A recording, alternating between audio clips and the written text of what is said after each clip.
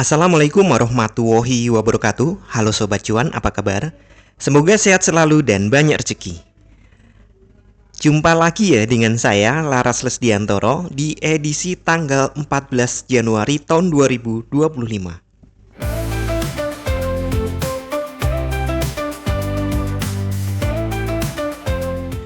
Ya, kemarin market turun. Ya, ternyata mengkoreksi ya. Jadi, kemarin sudah saya sampaikan kalau market ini dalam kondisi uptrend.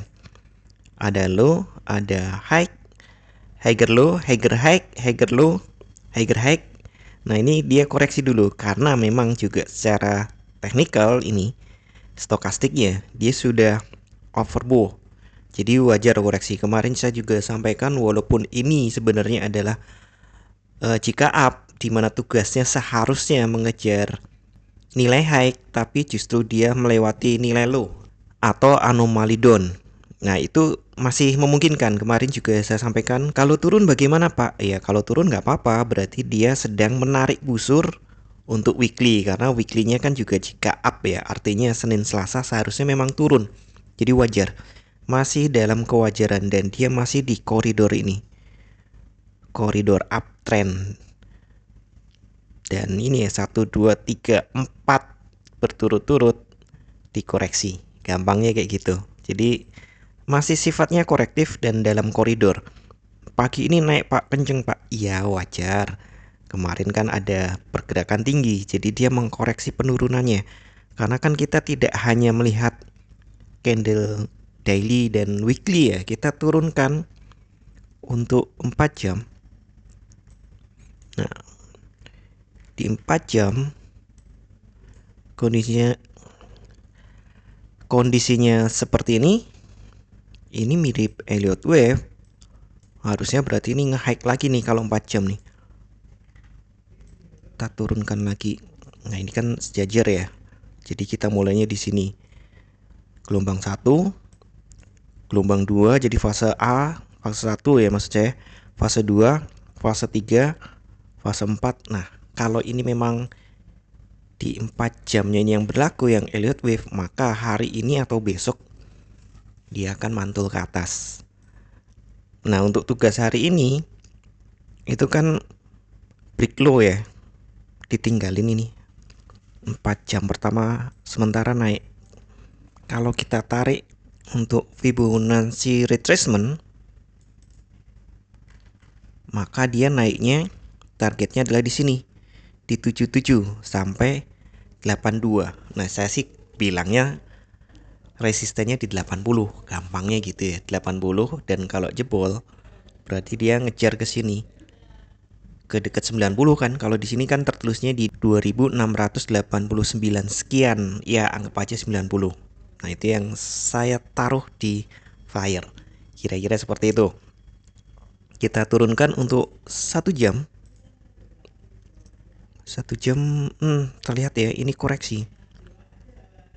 Dan untuk hari ini kan memang open di bawah open sebelumnya. Jadi seharusnya jika down. Nah, ini akan naik dulu sampai 1 jamnya ini overbought, baru dia koreksi. Kita cek dulu di 15 menit. Kalau trading kayak gitu ya, cek setiap ini ya, setiap time frame kecil ya kan.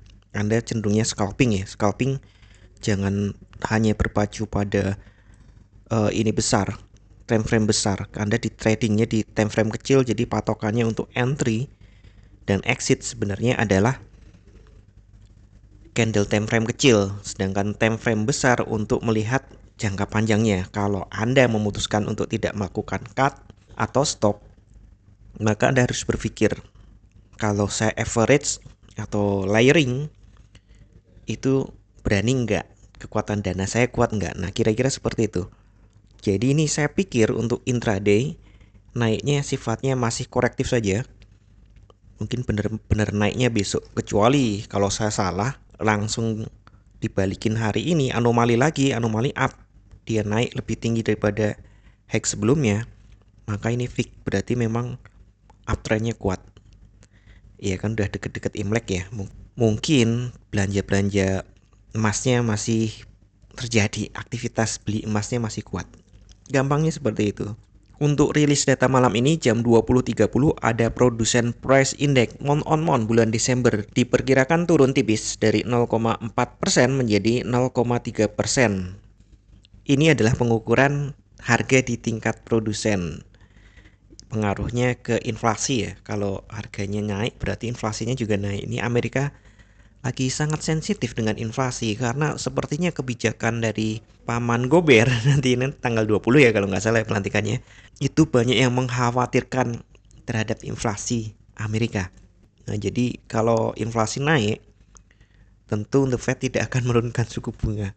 Nah, itu yang dikhawatirkan. Biasanya kan kalau inflasi naik, emas naik gitu ya. Tapi ini ada pengaruh dengan suku bunga The Fed, jadi lagi nggak umum, nggak biasa gitu. Nah, untuk alur cerita sih saya pikir memang ini tarik busur ke atas dulu, baru kemudian turun ke bawah. Ini sudah overbought ya ketika saya bikin video ini di 15 menit. Di 1 jam sudah mendekati dan kalau ngelihat bentuk-bentuk candlenya ini kayaknya sudah lelah naik.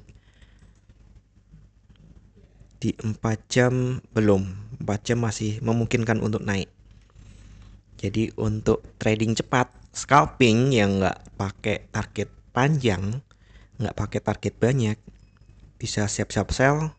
Tapi kalau Anda cari yang lebih aman lagi, maksudnya kalau nggak mau melakukan stop, mau di hold aja kalau salah posisi, karena nanti pasti balik lagi. Nah itu berarti Anda ngelihat ini ya tren besarnya, dan tren besarnya memang sementara masih up.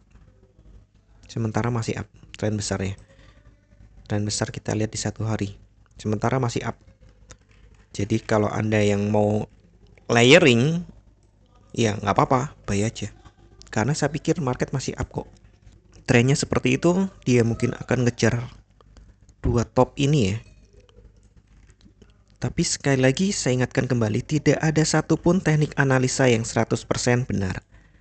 Anda tetap harus bijak dalam bertransaksi, atur volume transaksi Anda agar sesuai dengan kekuatan dana Anda, dan siapkan money management agar jika ternyata harga bergerak tidak sesuai dengan prediksi atau posisi terbuka Anda, maka Anda bisa segera melakukan antisipasi secara cepat dan tepat.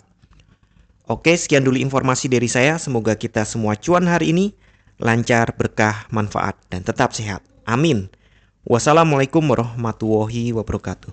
Equity World Futures bawa kita terbang tinggi. Dengan strategi tepat kita raih mimpi. Di setiap transaksi ada peluang